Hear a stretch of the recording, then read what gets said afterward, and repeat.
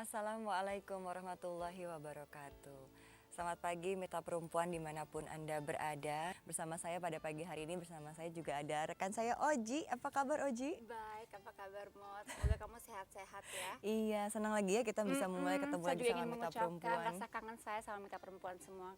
Semoga Anda semua pada sehat. Memang cuaca lagi kurang bersahabat ya sama kita. Betul. Jadi semoga Anda juga penyakit nih banyak sekali. Iya, dan kita Penyakit juga flu, betul. tenggorokan, dan juga demam berdarah. Semoga Anda juga menjaga kesehatan Anda. Dan pagi hari ini topiknya cukup menarik, Modi. Topik yang kita akan bahas adalah makna di setiap ujian. Iya.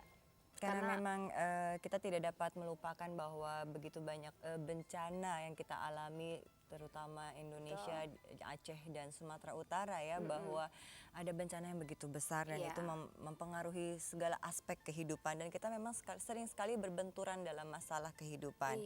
Bencana, sakit, cobaan, kegagalan dalam kehidupan ya. Namun tentu saja ujian-ujian itu akan memberikan makna. Betul ya Ji ya? Itu yang kita cari, makna dalam kehidupan atau ujian dan cobaan yang kita dapat.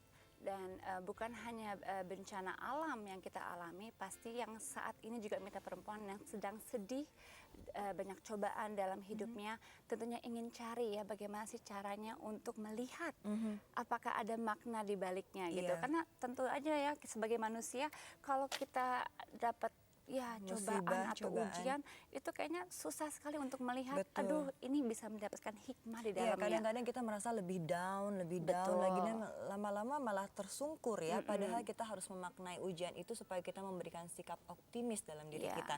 Nah, itulah yang akan kita angkat pada pagi hari ini. Kita akan berbincang-bincang dengan seorang public figure yang akan membagi pengalaman hidupnya dan bagaimana dia bangkit kembali setelah menerima ujian cobaan dalam hidupnya. Dan kita juga akan berbincang-bincang dengan seorang psikiater yang sudah sangat akrab dengan Mitra Perempuan, yaitu Dr. Ratna Sugeng. Baiklah, jangan kemana-mana, kembalilah bersama kami dalam program Perempuan sesaat lagi.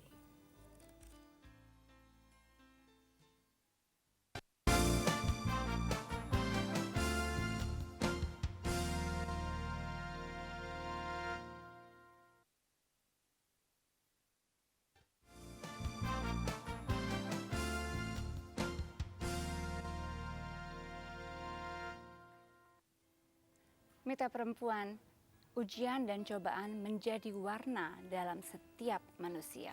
Tapi tidak setiap manusia bisa mengucapkan atau mengatakan bahwa cobaan dan ujian bisa mendapatkan makna dalam dalam hidupnya. Dan pagi hari ini tentunya sudah datang tamu kita, bintang tamu kita yang akan membagi pengalaman hidupnya, bagaimana dia bangkit dari cobaan, yaitu Mas Krisna Mukti.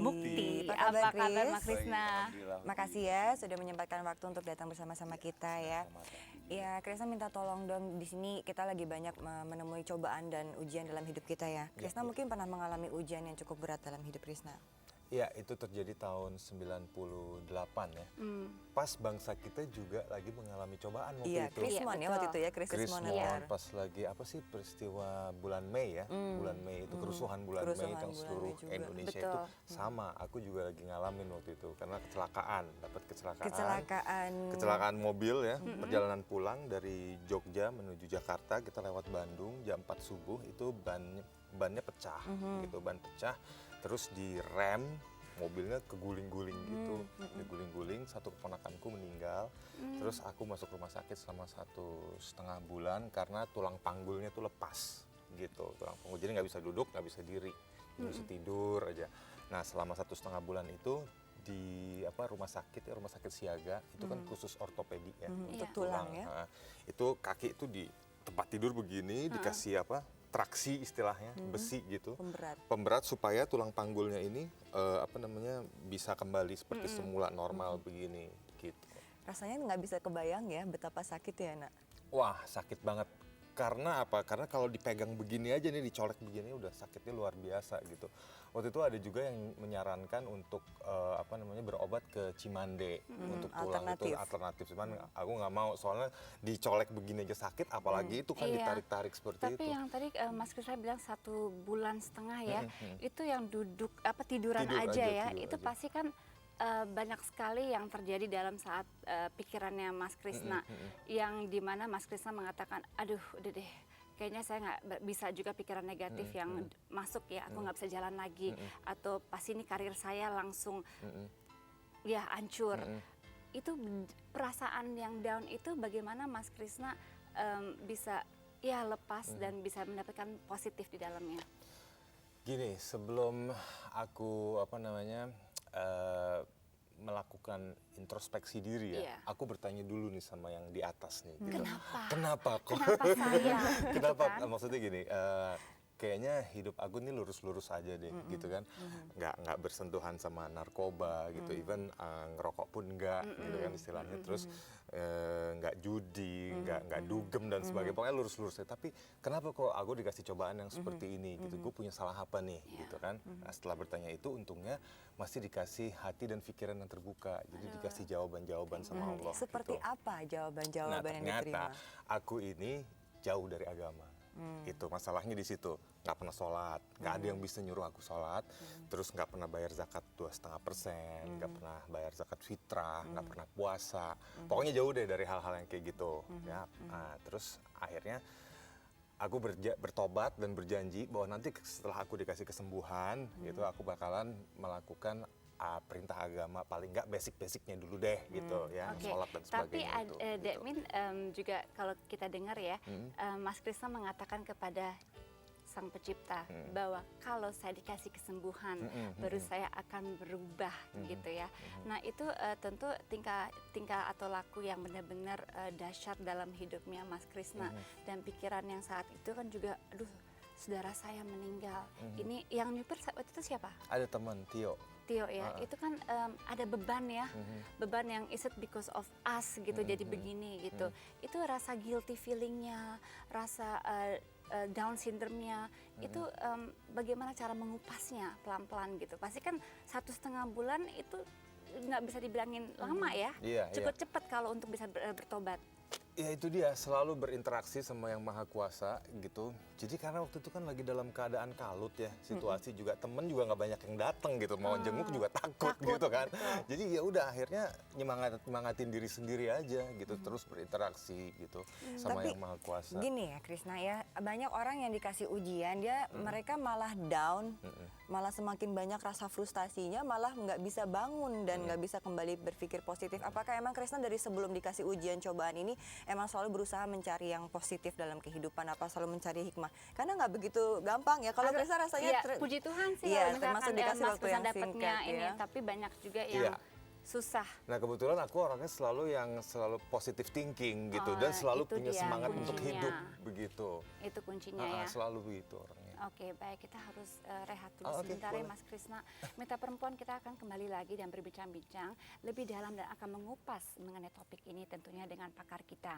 Jadi Anda siap-siap untuk interaktif kita, tapi sebelumnya kita akan mendengarkan berbincang-bincang bagaimana dapat makna dari kecobaan kita dengan pakar kita pagi hari ini. Tetap bersama Program Perempuan.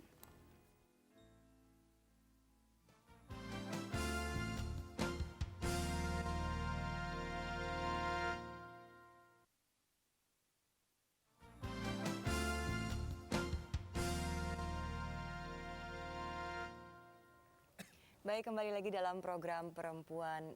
Ujian dalam kehidupan memang sering sekali mewarnai kehidupan kita. Tinggal bagaimana diri kita menerima ujian tersebut. Apakah memberikan warna gelap dalam kehidupan kita, apakah memberikan warna cerah dalam kehidupan kita. Nah, bagaimana caranya kita dapat menyikapi ujian tersebut dalam hidup ini?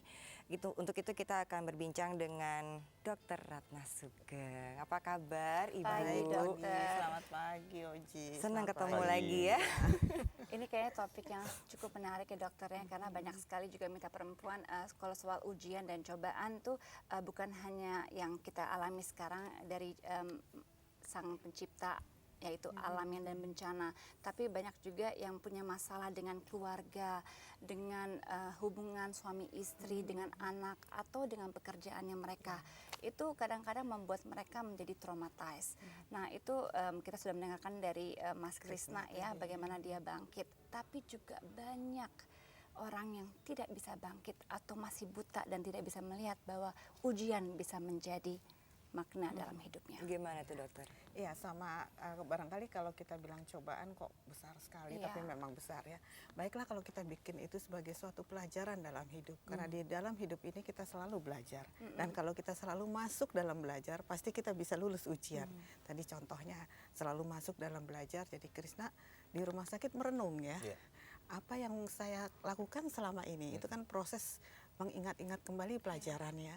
Nah, dengan demikian untuk masuk di dalam ujian, kita sudah tahu pelajaran apa yang akan kita tempuh dan apa yang akan kita jawab dalam ujian itu. Sehingga dengan demikian positive thinking dari Krisna tadi bisa diperoleh ya. Jadi kita harus melihat bahwa setiap shocking, setiap suatu besar, suatu kejadian besar di dalam hidup ini adalah proses membuat kita tertegun, menyadarkan diri apa yang diberikan, pelajaran besar yang akan diberikan kepada kita, sehingga kita siap untuk menjawab pelajaran itu. Namun memang seperti kembali masalah yang ditanyakan oleh Oji adalah kadang-kadang kita dibutakan untuk bisa melihat bahwa ini adalah pelajaran gitu, bahwa ini kamu harus mencoba untuk bangkit kembali.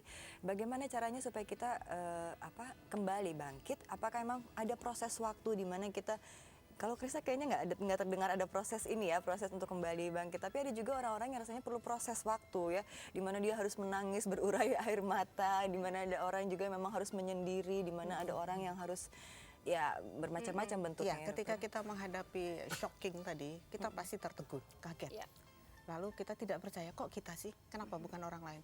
Tadi saya dengar Krisna mengatakan, saya kan udah lurus-lurus aja nih hidup. Nggak narkoba, tidak ini, tidak itu. Jadi rasanya aku udah benar loh, tapi kenapa sih masih dapat pelajaran begitu? Nah, tapi kemudian mungkin kalau Krisna masih punya ruang waktu di dalam pikirannya yang memberikan input baru. Kalau kita tidak punya ruang waktu untuk itu, mungkin orang yang profesional bisa membantu.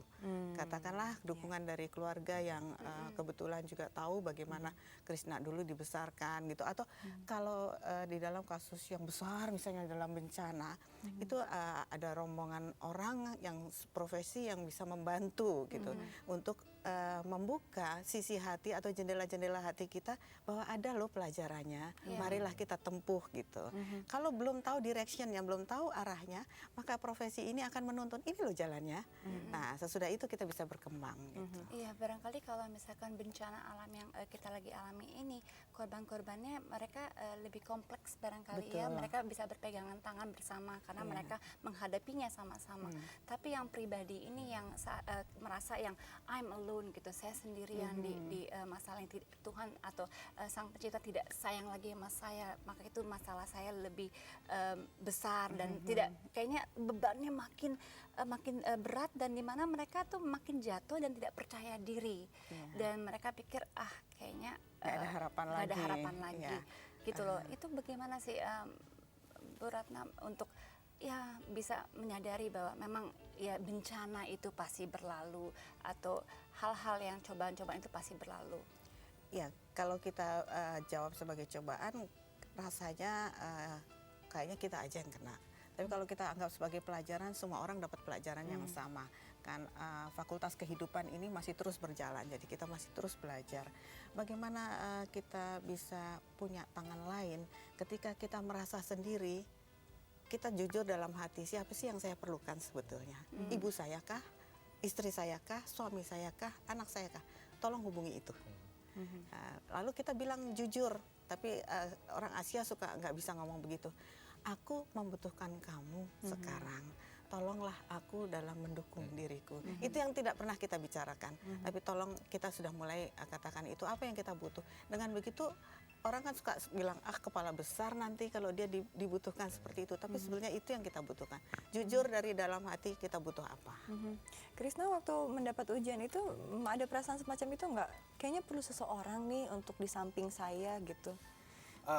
Kebetulan dari kecil sampai kemarin gitu ya, sampai kemarin waktu periode kecelakaan itu selalu menyelesaikan masalah tuh sendiri gitu. Jadi apa-apa dipikirinnya sendiri, pemecahannya tuh dilakukan sendiri gitu. Jadi kalau keluarga, teman, kerabat dan sebagainya itu hanya sebagai penyemangat aja gitu. Karena Sempat juga beberapa kali sebelum kasus kecelakaan itu minta pendapat sama mereka dalam kasus-kasus lain gitu, selalu nggak sesuai dengan Keinginan hati keinginan Krisna. gitu. Akhirnya udah kayaknya mesti menemuin jalan sendiri deh gitu. begitu. Tapi setelah periode kecelakaan justru aku lebih banyak minta pendapat, minta bantuan sama orang lain. Itu jendela hati yang terbuka. Ya, ternyata jendela hati yang terbuka ketika kita meminta seseorang untuk memahami kita, dan kita lebih dahulu rupanya memahami orang lain dulu ya. Benar. Dengan memahami orang lain lebih dahulu, terus orang itu juga terbuka, oh iya ternyata Krisna juga perlu dibantu seperti itu.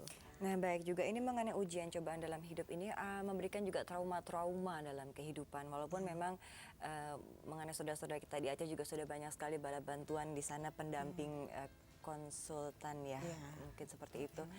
Tapi traumatis itu akan kembali berulang-ulang atau bagaimana caranya supaya kita meredam, atau sebaiknya seperti apa sih penanganan terhadap orang yang menderita trauma? Ya tentulah kalau gelas penuh tolong kosongkan dulu, jadi kita tampung ada dulu ceritanya. Tolong ceritakan apa yang membuat sesak dada ini, apa yang muatan dalam pikiran ini membuat buntu jendela kita. Buka, kalau sudah itu kan kosong lagi. Tadi diberi kesempatan di rumah sakit itu juga kosong lagi ya. Ketika itu kosong lagi, kita buat pola baru dalam hidup ini. Jadi kan kalau SD sama SMP kan lain pelajarannya, itu juga gitu. Pasca trauma, pelajarannya menjadi lain. Kita pernah menderita demikian besar. Dulu kita pikir kita sendiri, tidak ada orang menolong. Ternyata orang tidak kenal pun sekarang kan menolong kita. Nah, kita belajar lalu menghargai bahwa suatu saat saya juga harus membantu orang lain gitu. Ya memang kalau perumpamaannya, kalau ujiannya tingkat SD ya lulusnya jadi lulus SD ya. Kalau cobaannya tingkat universitas berarti lulus jadi sarjana gitu ya dokter ya. Baik, kita akan melanjutkan perbincangan kita juga kepada Mitra Perempuan. Kami akan sangat bahagia sekali apabila Anda menghubungi kami dalam segmen interaktif di nomor telepon 02158304050. Kami tunggu setelah pariwara berikut ini.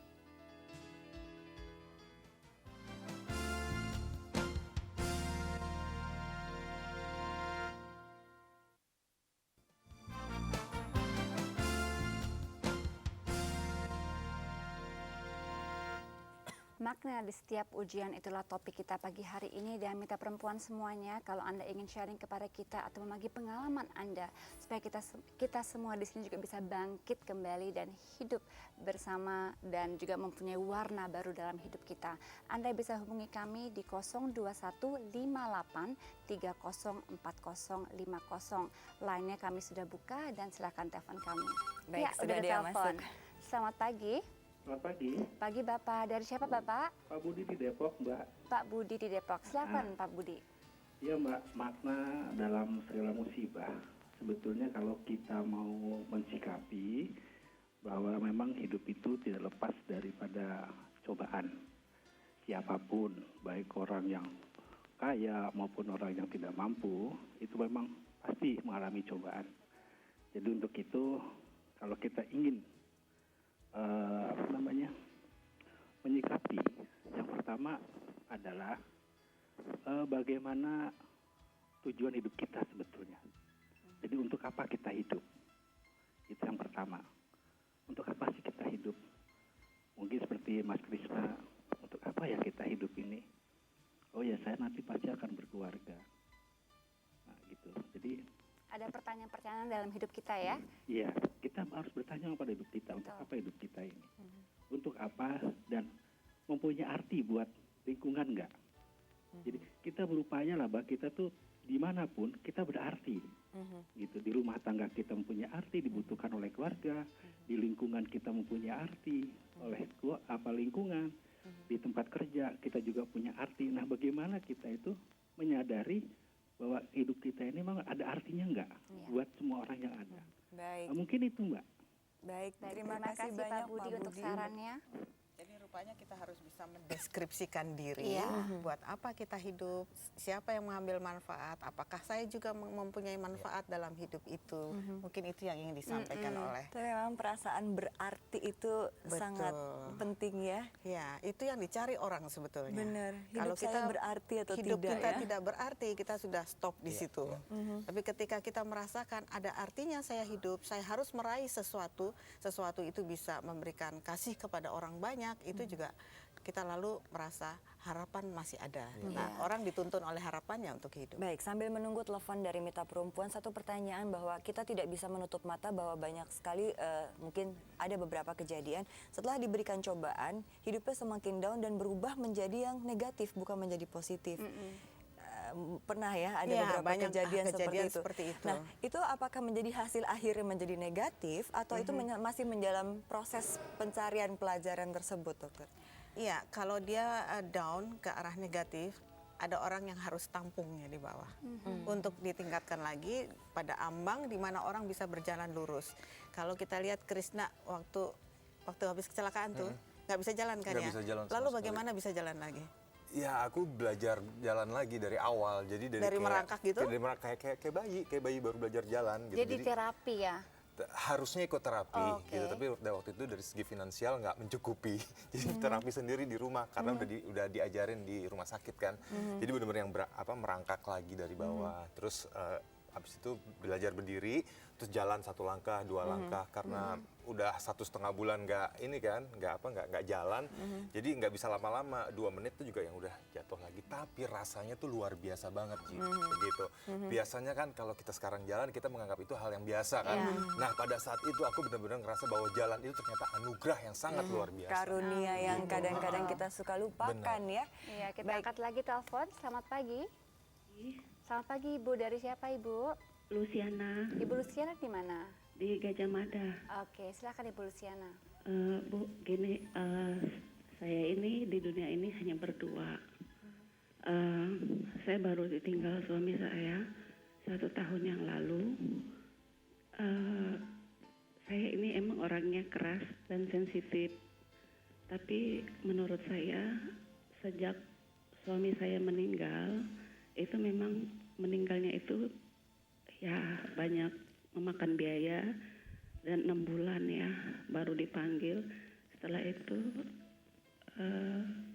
situasi tempat kerja saya saat ini saya sangat tertekan, bukan dengan teman kerja asik semua, tapi masalah yang paling berat dengan pimpinan.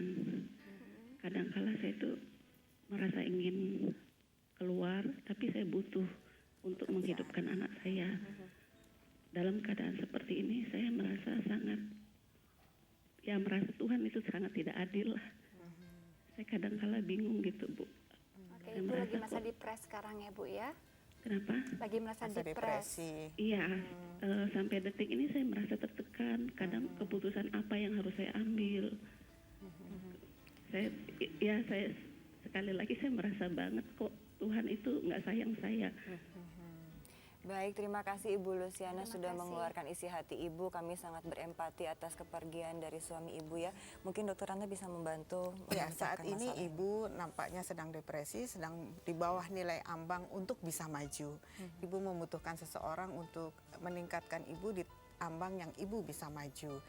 Kalau kita tidak bisa, kalau kita berpersepsi sesuatu kepada orang lain dan nampaknya kita tertekan, kita ada 2 cara sebetulnya. Mengubah perilaku kita sendiri atau mengubah apa yang dicerminkan orang lain menjadi sesuatu yang lebih baik. Tapi untuk bisa begitu kita harus pada ambang tertentu. Nah, ambang tertentunya ini perlu didorong oleh orang lain nampaknya. Mungkin mendapat pimpinan yang sulit diajak kerjasama juga merupakan suatu pelajaran bentuk yang berbeda ya. Ya, mungkin kalau ibu sekarang sedang dalam situasi, kalau boleh tidak dengan maksud menyinggung perasaan, dalam situasi daya tahan mentalnya di tingkat SD misalnya gitu. Nah, sementara pelajarannya yang dihadapi di kantor ini tingkatnya lebih tinggi. Jadi ibu untuk dari SD lulus untuk sampai ke tingkat yang lebih tinggi memerlukan orang lain, dalam hal ini profesi yang akan membantu gitu. Itu yang susahnya kalau misalkan kita lagi mendapatkan musibah atau masalah, dan bukan berarti semua orang tahu bahwa kita mempunyai musibah dan masalah. Apalagi kalau kita harus kerja untuk orang lain ya, itu memang tuntutan mereka banyak sekali, dan bukan berarti mereka mengerti masalah kita. Nah, itu di saat itu kita tidak boleh merasa bahwa kayaknya dia juga lagi ini nih punya masalah sama saya karena ini. Kita mesti harus lihatnya tuh titik terang. Iya. Nah itu bagaimana sih untuk mendatangkan titik terang itu, Bu Ratna? Bagus sekali tadi ada yang telepon dari Depok ya. Kita harus mendeskripsikan secara jelas kita mau apa. Jangan-jangan kita belum tahu kita mau kemana. Kita deskripsikan jelas, saya bekerja di sini untuk mendapatkan uang dan untuk menopang hidup saya. Barangkali dari sisi situ apapun yang saya kerjakan, saya akan pungut gajinya gitu. Oke, jadi mempunyai fokus ya. Iya, Fokus, iya. fokus poin, jadi dia mendapatkan semangat Betul. untuk terus bekerja. Ya, jadi Gitu. kita tidak lihat siapa pemimpinnya, tetapi kita ingin meraih apa yang kita inginkan. Baik. Baik, Oke. kita terima telepon kembali. Halo, selamat pagi. Halo, Pagi Ibu, dari siapa Ibu? dari Wedi di Tangerang. Ibu Wedi, silakan Ibu Wedi. Saya sangat tertarik ini Mbak Uji sama Mbak Mudi.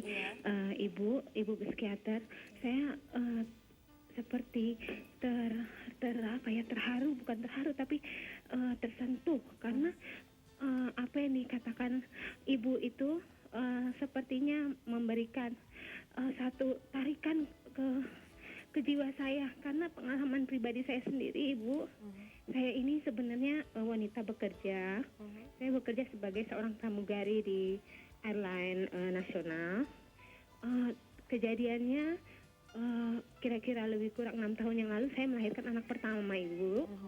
Nah itu mungkin karena kondisi yang kurang fit atau memang saya belum punya pengalaman yang untuk menjaga kesehatan sehingga pada usia lebih kurang 7 bulan kehamilan saya mengalami kelahiran prematur dengan berat anak yang kecil, sangat kecil, hanya 1.700. Itu tekanan yang saya terima karena pada waktu itu usia saya memang masih 26 tahun. Saya merasa tidak berharga. Selama 2 bulan anak saya tidak bergerak dan hanya dirawat di Harapan Kita. Itu saya merasa betul-betul manusia yang paling bodoh, yang tidak bisa menjaga apa yang sudah diberikan karunia oleh Yang Maha Kuasa.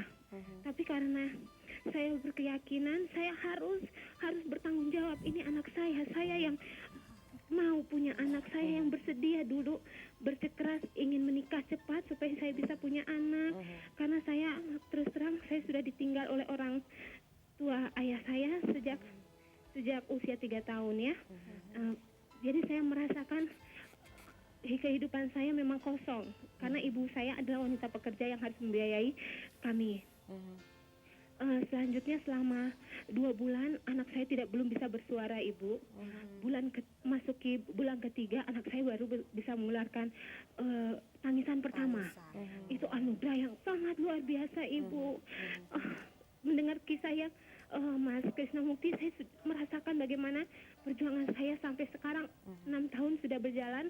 Anak saya alhamdulillah tidak pernah sedikit juga saya lewatkan untuk kontrolnya. Setiap 2 minggu dia masih jadi rutin untuk kontrol per 2 minggu ke Harapan Kita. Jadi boleh dikatakan saya adalah anak saya adalah pasien yang paling setia di sana. Tapi memang perjuangan Ibu ya, perjuangan kita sebagai wanita itu memang harus dari hati, harus dari jiwa. Sehingga walaupun saya terbang, saya bekerja, selain suami saya juga bekerja di perusahaan. Tapi penghasilan yang saya terima itu memang khusus untuk pengobatan anak saya, Ibu. Baik. Dan selanjutnya, Ibu, ternyata perjuangan yang tidak sia-sia, anak saya mulai dari menggulingkan badan diajarkan, berbicara huruf A saja diajarkan, sampai sekarang sudah bisa duduk di kelas 1 SD dengan catatan harus tetap dikontrol, Ibu. Baik, selamat kami ucapkan kepada Ibu. Terima kasih banyak atas pengalaman. Iya, Ibu. Iya, dan ini topik hari ini betul-betul menyentuh saya. Saya ingin memberikan satu semangat kepada mungkin ada teman-teman lain atau saudara-saudara lain yang punya pengalaman yang lebih dari saya. Silakan Ibu. Kuatkan dan teguhkan segala sesuatu itu tentu ada jalannya. Saya yakin-yakinnya Mas Krisna Mukti sudah mengalaminya dan saya juga salah satunya yang tidak mau begitu saja menyerah segala daya upaya, uang seberapa saja dari pagi sampai malam sampai saya punya cuti khusus untuk minta izin supaya mengurus anak saya. Dan itu rupanya berbuah hasil. Alhamdulillah sekarang sudah bisa sekolah walaupun mungkin kalau untuk pergaulan dia masih sosialisasi masih kurang karena keterbatasannya. Tapi Iya Ibu, Terima dan ini kasih. Oke, sekali lagi terima Terima kasih untuk Ibu Wedi. Mohon maaf sekali waktunya kita tidak punya panjang lagi, tapi memang apa yang sudah disampaikan oleh Ibu Wedi membuka pikiran kita Iya. semua, memberikan inspirasi. Pasti semua ada itu yang jalannya kita ya. inginkan ya. Dan kita akan kembali lagi ya, Ji. Iya, Mitra Perempuan, kita break dulu sebentar dan kita akan kembali lagi. Siap-siap untuk hubungi kami di 021583045050. Tetap bersama Perempuan.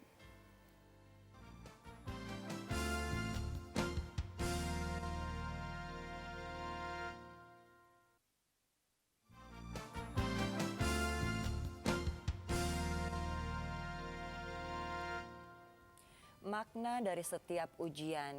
Itulah topik kita pada hari ini dan kita masih mengundang Mitra Perempuan untuk berbagi pengalaman, berbagi rasa bersama kami di 021583045050. Tadi kita sudah bersama-sama mendengarkan pengalaman yang diceritakan oleh Ibu Luisa dan Ibu Wedi ya, di mana kita juga ternyata banyak sekali mendapat karunia yang tidak kita sadari sebelumnya. Apabila setelah kita mendapat cobaan baru kita menyadari hal itu. Betul. Mudah-mudahan apa yang sudah disampaikan Krisna ini juga membuka mata yang lainnya juga ya, juga Ibu Wedi. Dan Mungkin semoga juga apa yang kita bicarakan hari ini juga membangkitkan semangat untuk untuk tetap berjuang semuanya. dalam hidup. Iya, dan pertanyaan-pertanyaan itu yang kayaknya perlu kita tanyakan. Berapun barangkali Mitra Perempuan sedang baik-baik aja di rumah, tidak ada masalah. Tapi pertanyaan ini kayaknya boleh ditanyakan ya, apa sih artinya hidup? Buat apa saya hidup? Buat apa saya hidup dan apa lagi nih Ibu untuk Apa tujuan hidup saya? baik. Kadang-kadang orang berpikir itu karena dia sendiri, aku sudah benar, aku sudah lurus, ternyata masih ada yang ketinggalan Iya. gitu. Nah, itu shocking perlu di sana barangkali. Jadi kadang-kadang memang disaster buat hidup kita juga perlu untuk menyadarkan kita bahwa kalau tidak kita tenggelam pada rutinitas apa-apa yang kita jalani rutin, sehingga kita tidak menengok kiri kanan ada sesuatu, padahal kiri kanan adalah sumber pelajaran lainnya gitu ya. jadi memang kita memerlukan sekali-sekali tamparan dalam hidup ya, dalam tanda kutip. Tapi yang saya cermati dalam beberapa kisah yang disampaikan Krisna, nanti kita akan tanyakan dan kita Dulu lanjutkan. ya. Baik, kita terima telepon dulu. Selamat pagi. Selamat pagi. Selamat pagi Bapak. Selamat pagi, Iya, dengan siapa? dengan Pak Gatot Ciputat. Silakan Pak Gatot. Mau ini bagi Pak dengan Bu Sugeng, Bu Ratna Sugeng ya. Bu Ratna, aku mau tanya. Benar sekarang ini saya lagi ngalamin politik dan ujian pelajaran Mas Bu Ratna ya. Nah ini lagi bingung akibat semua ini apa gitu. Terus terang aja, saya tadinya bekerja di instansi pemerintah. Sampai saya itu merelakan untuk memilih keluar dari pekerjaan itu. Pada awalnya begini, saya kebenaran sengaja ini ada teman saya itu akrab gitu. Terus dia itu kebetulan lagi punya masalah. Terus dia menceritakan masalah itu pada saya. Iya. Tentang masalah keluarga dia. Kebetulan dia itu ya sudah mempunyai seorang suami, tapi dia ditinggal begitu aja dengan suami. Dia itu punya anak. Udah single parent. Saya tuh merasa kasihan, sedih dengan dia gitu. Kenapa kok tega banget gitu loh. Seorang sebaik dia sampai jadi kayak begitu, dibikin kayak begitu oleh suaminya gitu loh. Iya, jadi Pak Gatot sedih dengan masalah temannya Pak Gatot ya. Baik, terima Terus? kasih Pak Gatot. Mungkin kita sudah menangkap maksud dari Pak Gatot ya. Terima kasih atas partisipasinya bersama kami. Jadi mungkin yang disampaikan adalah bahwa kalau kita berempati terhadap masalah orang lain, apakah kita bisa mengambil pelajaran dari masalah orang lain tersebut? Dan kalau yang saya tangkap tadi Pak Gatot, mungkin pelajaran apa ya, seperti apa pelajarannya gitu? Ya, Mungkin seperti memaknai itu. sebuah pelajaran Betul. juga perlu kecermatan nampaknya gitu. Jadi kadang-kadang apa kabarmu hari ini, biasa-biasa saja. Jangan-jangan di antara biasa-biasa ada sesuatu yang harusnya kita baca yang kita tidak baca gitu. Jadi di sini konsep bagaimana membaca situasi juga perlu kecermatan begitu. Jadi kasihan adalah oke, itu artinya simpati, tapi dengan kasihan itu berarti kasih, kita harus memberikan kasih untuk menarik orang itu, bukan membuat orang itu tergantung kepada kita, tetapi menarik orang itu dan menunjukkan kemana dia harus berjalan ketika dia sedang bingung. Tapi kalau orang itu sudah menemukan jalannya, silahkan. Dia nggak mau pakai jalan kita, tidak jadi apa, karena kita sudah menunjukkan, sudah menunjukkan kasih, menunjukkan beberapa jalan. Dia mau pilih yang mana, jangan kita pula yang nanti yang kok nggak nurut saya gitu. Karena nurut saya itu belum tentu betul, tapi pilihan dia adalah tanggung jawab dia. Artinya dia bisa bertanggung jawab untuk memilih sendiri. Tadi kan juga Bu Ratna juga bilang bahwa lingkungan adalah penting juga untuk membangkitkan teman atau sesama kita. Nah, itu barangkali tips yang buat Pak Gatot untuk temennya, itu apa yang pertama Pak Gatot harus lakukan gitu, atau pertanyaan apa atau jawaban apa yang harus dia ngomong, jangan sampai nanti bumerang. Betul. Bahwa ini masalahnya bukan ibu ini jadi nyalahin Pak Gatot. Oke, barangkali dia bisa tanyakan apa yang dibutuhkan dari saya. Baik. Oh, aku perlu dukungan. Dukungan seperti apa? Misalnya, Jadi straight to the point dulu ya. Kalau aku bicara, tolong iyakan dulu sampai aku selesai.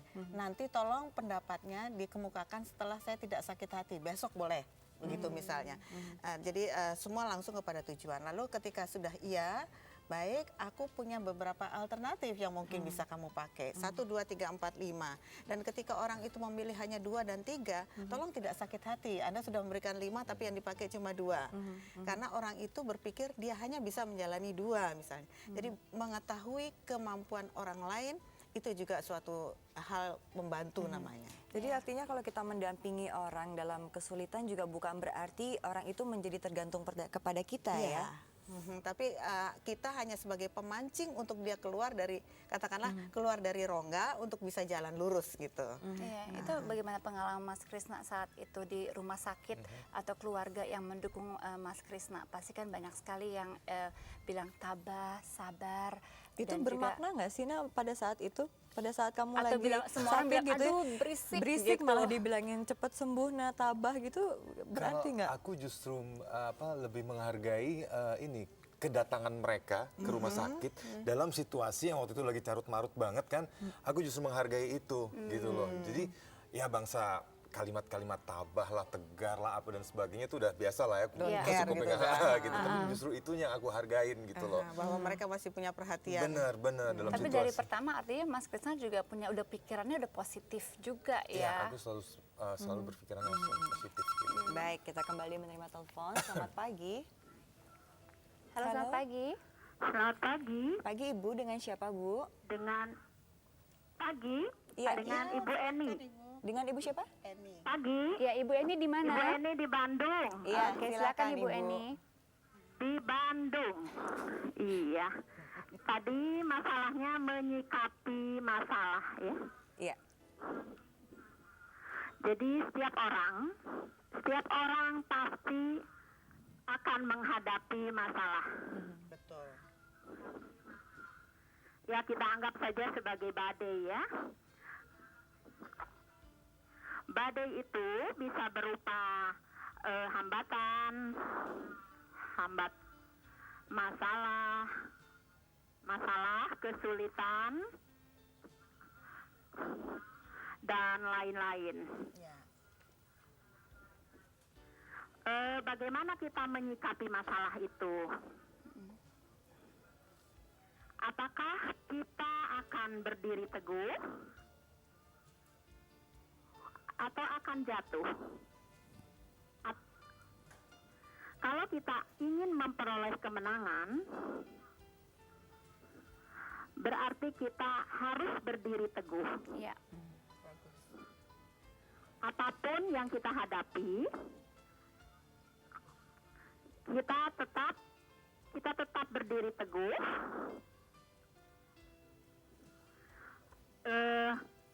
Dengan cara yang pertama itu kita harus tetap meminta pertolongan. Jadi yang pertama minta kepada pertolongan Allah. Ya. Ya. Yang kedua. Dan kemudian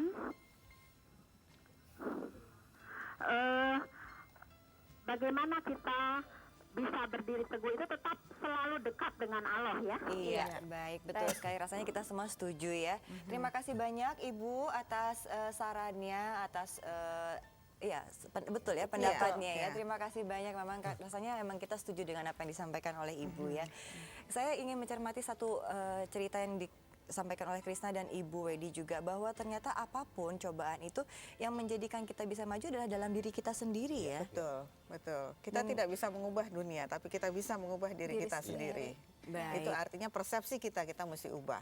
Dan untuk mendapat kemenangan, yaitu kita mempunyai fokus, yaitu fokusnya pasti akan berlalu dan kita harus terus berjuang. baby step, tapi pasti Iya, nanti bisa lari iya. setelah itu ya. Jangan pakai tangga orang lain, pakailah tangga dirimu sendiri ketika kamu keluar dari lubang. Baik, rasanya banyak sekali pelajaran yang kita dapatkan pada hari ini ya. Terima kasih banyak Dr. Ratna Sugeng. Krisna juga terima kasih banyak. Terima kasih. Sukses God bless buat you. karirnya terus ya Krisna Amin, ya. sama-sama. Dapat makna kan tujuan hidupnya. Salah satunya karir ya. Untuk itu tetaplah bersama kami bersama program Perempuan.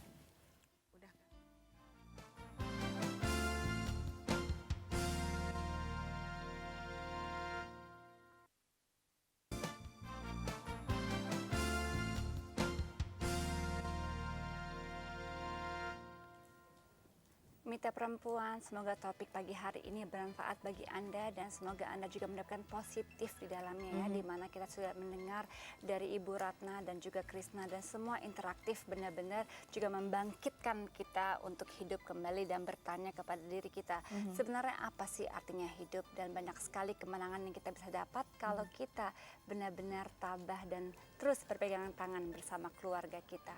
Dan saya Odi Nanik dan juga Maudi Kusnaidi mengucapkan terima kasih atas kesetiaan Anda. Jangan lupa besok dan juga hari Rabu jam 10 pagi kita berjumpa lagi. Mitra Perempuan